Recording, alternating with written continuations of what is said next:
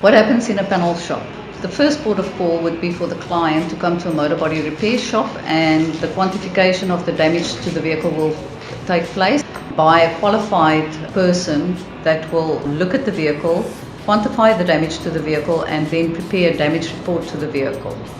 And once that has happened, the client then submits their insurance claim to their respective insurer. Generally, an insurance company looks for a completed claim form, the South African police case number, a copy of the driver's license, and the quantified damage report received from the repairer. This then starts the claims process, and once the claim has been registered, an assessor is then appointed by the insurance company. The assessment then will happen or takes place between the insurance company and the relevant repairer, where a mutually agreed quantum is agreed between both parties. So the insurance company show intent in terms of repair or replace.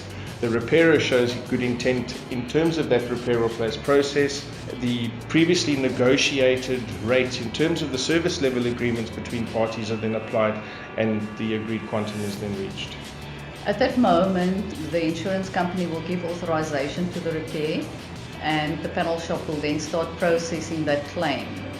The most important thing that happens right at the beginning of this process is to ensure that all parts are available to commence with the repairs of the vehicle. Currently in South Africa we have a huge amount of vehicles and derivatives, so parts may be problematic in certain instances. So the first step in the repair process, physically when the vehicle enters the premises, is to ensure that the parts are available for repairs. When the parts become available for repair, the stripping of the vehicle will take place, the disassembling of the vehicle, and the artisan will then go through the repair process of the vehicle. It will basically be stripped, the parts will be wrapped and stored.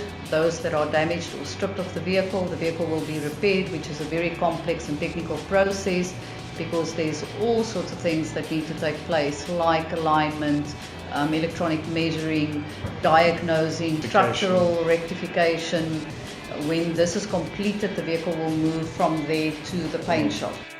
It's very, very common, and it is, I'm not saying it's a common practice, but it is a common phenomenon that through this process of starting the repair, we find that there are extras that appear, and there are things that you don't see at the original damage report stage or even through the assessment process. It's once you actually get into the job that you find that this little widget or this little dongle has now been damaged in the process, or a sensor has gone, and through the diagnostics and through this initial repair process, these things crop up. So, and it's also necessary to make sure that those are now taken into account, and that at the assembling stage after paintwork, that those parts are now available as well. Otherwise, the repair gets delayed. Yeah, and this also causes additional administration in the sense that you cannot actually replace anything that the insurance company does not allow.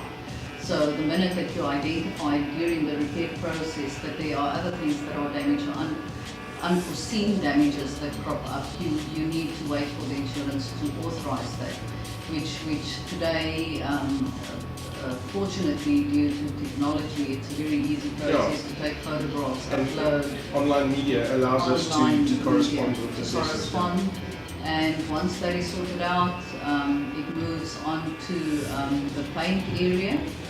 I think the first thing that happens in the paint shop is the entire vehicle, barring the area of repair, is covered up.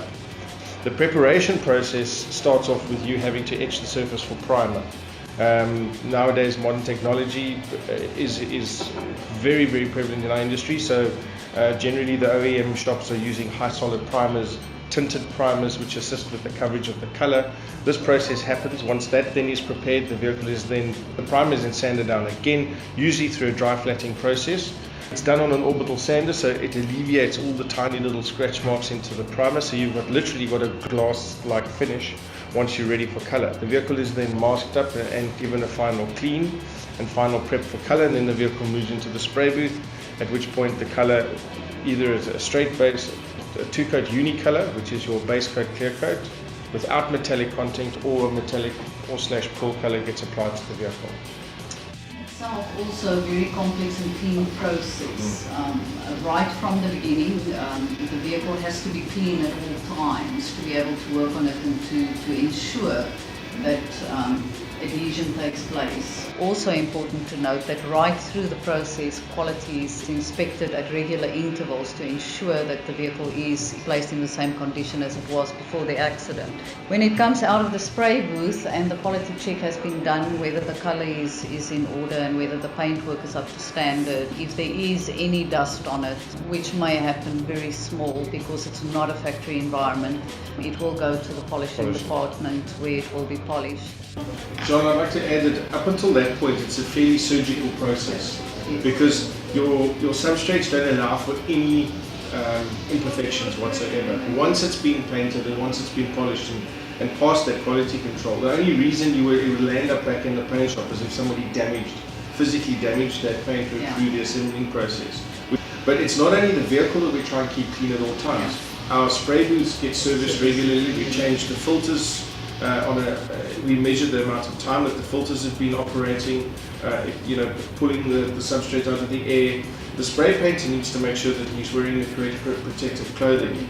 His hands, you can't have a chap that's just finished a greasy meal for his lunch come and pick up a spray gun and start spraying. That on his hand is going to contaminate the air and contaminate the paintwork. So it's not just about looking after the car. Yeah. We have to make sure that the environment within the panel shop is also serviced properly, and also that the people working on the vehicle there's no cross-contamination between the staff and the vehicle as well. Yeah.